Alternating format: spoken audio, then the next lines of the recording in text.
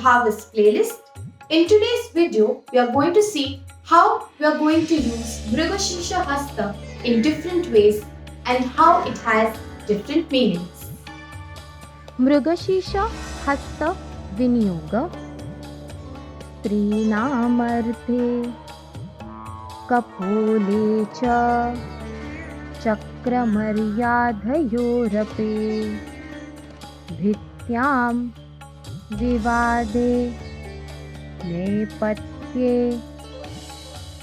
Avvane cha Tripundrake Mrugamuke रंगवल्यां पादसंवाहने तथा सर्वस्वमेलने काममन्दिरे छत्रधारणे सञ्चारे च प्रियवहने युजते मृगशीर्षकः.